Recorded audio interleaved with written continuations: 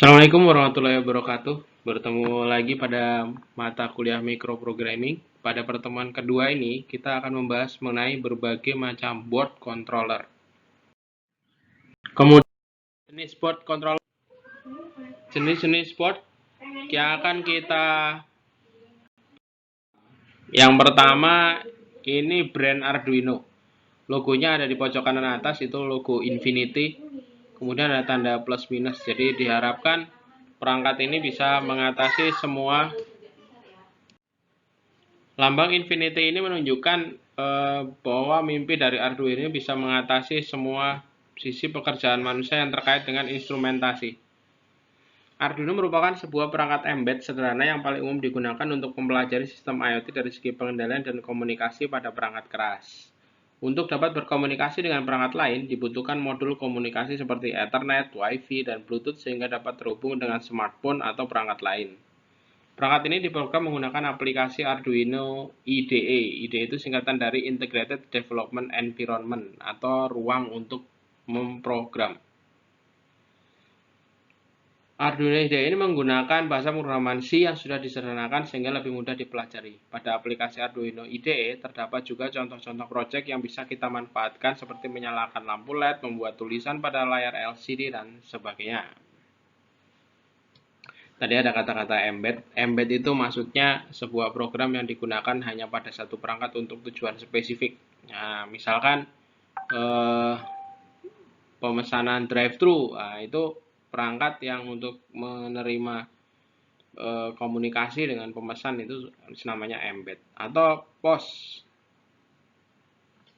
point of sale yang dipakai untuk kasir itu juga embed. Mesin kasir tentunya nggak bisa buat ngetik Word, Excel, apalagi nge-game ya. Nah, itu namanya embed. Spesifik. Beberapa jenis board Arduino yang sering ditemui di pasaran diantaranya Arduino Uno, kemudian Wemos D1 Mini, Arduino Mega, dan Arduino Lilypad. Untuk Arduino Uno ini dia tidak memiliki Wi-Fi, dia hanya punya Ethernet card untuk dia hanya punya USB untuk berkomunikasi. Di beberapa toko yang saya temui, Arduino ini memiliki shield yang cukup banyak untuk ditambahkan. Jadi jika diinginkan menggunakan WiFi pun juga bisa. Arduino ini dulu sering dipakai untuk membuat mesin antrian. Karena dia handal, tangguh, dan tahan lama. Kemudian di seri selanjutnya ada Wemos D1 Mini. Ini masih keluaran Arduino tapi dia menanamkan WiFi agar perangkat ini bisa terkoneksi ke internet dan dapat dikontrol atau dapat dikendalikan dari jarak jauh. Kemudian ada Arduino Mega yang hampir mirip dengan Arduino tapi dia memiliki pin out yang lebih banyak. Pin outnya banyak sekali ini, dari analog atau digital dia sangat berlimpah. Arduino Mega ini akan dipakai jika diperlukan untuk mengontrol banyak perangkat sekaligus. Pin outnya ini berlimpah. Kemudian Arduino Lilypad ini untuk ya simulasi, untuk mengajarkan dasar-dasar logika pemrograman kepada anak bisa ini. Berikutnya untuk mengenal dari cara kerja board tersebut, kita perlu mencari yang namanya datasheet. Datasheet itu adalah penjelasan atas bagian-bagian atau komponen dari sebuah board tersebut. Ada beberapa tampilan dari datasheet, yaitu ada block diagram, ada pinout diagram. Yang kita saksikan sekarang ini adalah pinout diagram. Oke. Yang paling umum ditemui adalah di sini ada reset button. Ini untuk mengulang, menyalakan ulang perangkat apabila terjadi permasalahan yang secara teknis tidak jelas itu masalahnya apa. Jadi tinggal nyalakan ulang, maka program akan dimulai dari awal. Board Arduino ini ditenagai oleh ATmega chipset ATmega 328. Nah, ini pinout dari ATmega 328, tapi kita tidak perhatikan itu, kita perhatikan pinout yang ada di Arduino-nya saja.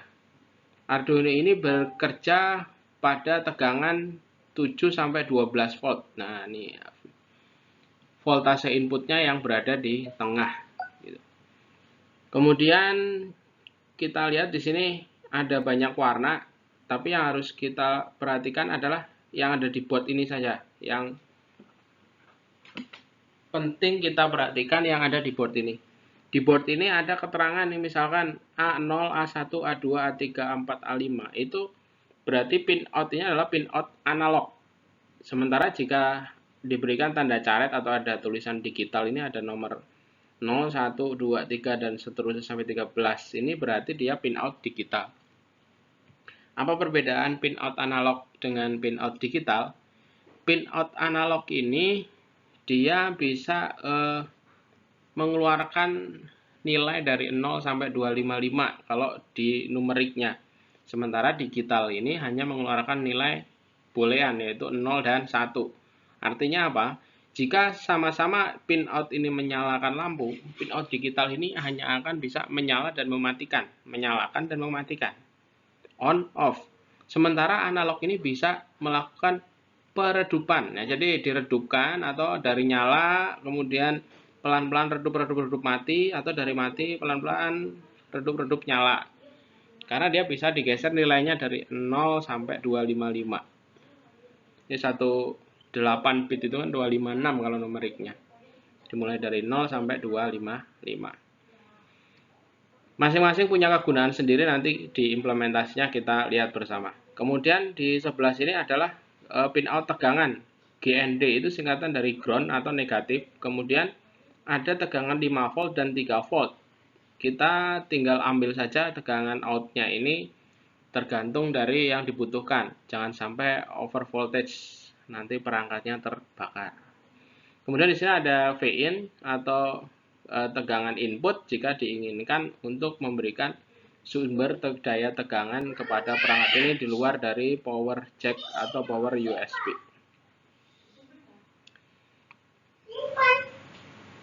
Oke, kita lanjutkan. Nah, ini blok diagram dari Arduino. Jadi kalau tadi itu ada pin out-nya, sekarang kita lihat di sini ada bloknya. Ini untuk memperlihatkan di sini adalah USB interface. Kemudian ini adalah pin TX atau RX, LED-nya. Kemudian ini ada LED 13 yang biasa disebut dengan test LED. Kemudian ini ada baris digital pin, ini ada power LED, ini ICSP header, ini chipset ATmega-nya, reset button. Nah, ini mudah ya dilihat ya, external power supply, power pins, dan analog. Nah, ini blok diagram. Jadi kita bisa melihat diagram pinout maupun blok diagram untuk mengenal perangkat tersebut. Arduino Wemos D1 ini misalkan dimensinya terlalu besar, kita bisa yang lebih kecil. Nah, ini Wemos D1 mini namanya. Tetapi dengan keminiannya itu maka jadi terbatas juga kemampuannya. Misalkan analog hanya 1, di sini hanya ada 0, analognya hanya 1. Digitalnya banyak sih, ada sampai 8. Nah, ini digitalnya ada 8, cukuplah untuk mengendalikan. Misalkan relay ada 4 relay, kita berarti butuh 6 pin digital, udah masih cukup itu. Ini tampak bawah dan ini tampak atas. Nah, ini pinout diagram dari Wemos D1 mini. Kali ini kita melihat di sini ada keterangan GPIO. GPIO itu adalah singkatan dari General Pin Input dan Output. Nah, di sini berbeda dengan angka yang ada dituliskan di board. Misalkan ini D8, GPIO 15. D7 itu dinyatakan sebagai GPIO 13. Sementara ini D4 adalah GPIO 2. Dan GPIO-nya ini nggak urut ya. Tidak seperti penomoran yang ada di board ini urut, GPIO tidak urut. Nah, ini kenapa GPIO ini perlu kita ketahui, karena untuk beberapa bahasa pemrograman yang diakses bukanlah nomor pinnya. Nomor pin seperti D8, D7, D6, D5 ini hanya bisa diakses jika menggunakan aplikasi Arduino IDE. Tetapi jika kita menggunakan Python, C#, C++, JavaScript, kita akan mengaksesnya menggunakan GPIO. Jadi nanti ada beberapa perbedaan dalam mengakses pin. Misalkan kita menggunakan bahasa C, kita akses pinnya 16, itu berarti kita harus menyambungkannya dengan D0. Karena untuk bahasa tersebut kita tidak bisa menyebutkan pin D0 gitu misalkan. Itu sepertinya proprietary dari aplikasi Arduino IDE-nya. Nah, ini GPIO ini penting ya. Jadi kok kita program tapi kok nggak nyala gitu perangkatnya. Jangan-jangan kita salah memetakan. Kita memetakan pin dari GPIO, kita pasang sementara di pin yang dari bawaannya si Arduino. Berikutnya adalah Raspberry. Raspberry ini adalah board yang sangat mumpuni nih, luar biasa. Dia hampir seperti mikrokomputer, mungkin bukan mini komputer. Raspberry adalah satu perangkat yang bisa dibilang memiliki fitur yang cukup lengkap, karena selain dapat digunakan untuk mengendalikan komponen dan sensor perangkat, juga dapat digunakan sebagai mini PC dengan sistem operasi berbasis Linux yang disebut Raspbian OS. Dan juga ada Windows IoT. Oh, keren kan? Perangkat Raspberry ini secara default menggunakan bahasa pemrograman Python dan dapat dijalankan melalui tampilan terminal atau dengan tampilan graphical user interface yang telah disediakan. Selain itu, pada perangkat juga telah ditanamkan komunikasi melalui Ethernet, Wi-Fi, dan Bluetooth. Lengkap ini. Jadi kita lihat apa aja isinya. Nah, ini kita lihat Raspberry ini sebagai microcontroller dia memiliki GPIO. Dan ini GPIO-nya banyak ini. Kalau tadi Arduino Uno hanya memiliki sekitar 20-an, Wemos hanya sekitar 15-an, ini Raspberry ini memiliki 40 pin GPIO. Kemudian boardnya ditenagai oleh prosesor quad-core. Nah, ini dia tipenya tapi ARM ya. Jadi bukan x86, bukan x64, tapi tipenya adalah ARM. Jadi kalau mencari compiler atau mencari jenis aplikasinya disesuaikan dengan jenis prosesornya. Jangan sampai x86 dimasukkan ke sini terus tidak berjalan, kita utak-atik tetap nggak bisa jalan karena memang prosesor yang didukung oleh aplikasi tersebut x86 atau x64, bukan ARM. Kalau ini ARM. Kemudian ada onboard Bluetooth, ada micro SD card slot. Ini support up to sampai 128 mega 128 giga, maaf sorry. Kemudian ada micro USB power input standar, bukan Type C, bukan. Kemudian ada port HDMI langsung ke TV, ini bisa, dia resolusinya cukup besar sampai 720. Kemudian ada CSI kamera port yang berbentuk pita. Kalau kita akan memasangkan kamera, di sini ada port yang berbentuk ribbon, ini bisa dipasang di sini. Kemudian ada audio video output, kemudian ada LAN port, kemudian USB-nya cukup banyak, ada 4 kali USB 2 port.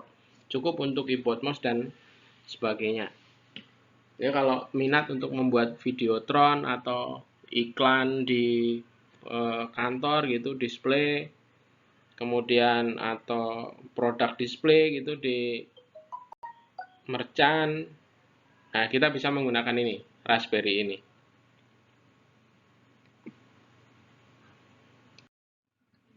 Nah, ini adalah pinout diagram dari Raspberry. Kalau tadi kita lihat ada 40 pinout, ini kita bisa lihat di sini lebih jelasnya apa aja pinoutnya.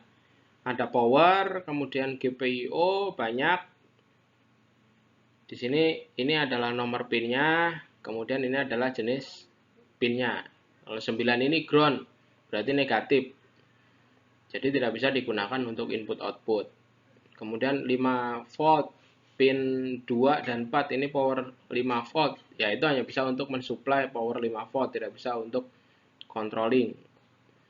Sementara yang tulisannya GPIO ini yang bisa kita gunakan untuk menarik data, mengkontrol, atau mengirim transmisi data. Nah, ini lebih jelasnya kalau mau dipelajari lebih lanjut. Di sini ada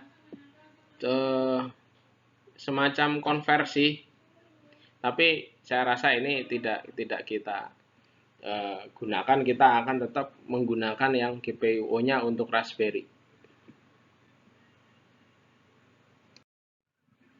Nah, sekarang masuk ke jenis board baru yang cukup tenar, namanya Node MCU. chipsetnya yang dipakai adalah ESP8266. Dia sama persis kerjanya dengan Wemos D1 Mini, tetapi memiliki port lebih banyak dan lebih tangguh karena memang dia terlahir untuk bekerja dalam jaringan WiFi. Nah, ini ada yang beberapa membacanya Nodemcu ya, itu nggak apa-apa lah, yang penting paham ini perangkatnya apa. Wah, ini deskripsinya belum saya ganti, skip saja. Kemudian adalah blok diagram dari Node MCU. Di sini ada antena bawaan, ada sudah sistem transmisi wireless. Kemudian ada MAC address-nya juga, ada RAM-nya juga kecil, tapi dia nggak ada prosesornya seperti si Raspberry. Nah, ini pinout dari si Node MCU. Nah, ini sama seperti tadi Wemos, dia juga ada pinout Arduino, gaya Arduino IDE yang menyebutkan ini digital berapa atau analog berapa. Atau ada GPIO-nya juga. Kita bisa gunakan dua cara ini, tidak ada masalah. Yang penting kita tahu, misalkan kita akses GPIO 11 berarti naruhnya ada di sini. Misalkan kita GPIO 13 ya berarti di pin yang tulisannya D7. Oke, board Arduino dan Node MCU dapat diprogram dengan aplikasi yang sama, namun perlu disesuaikan pin-nya sesuai dengan datasheet.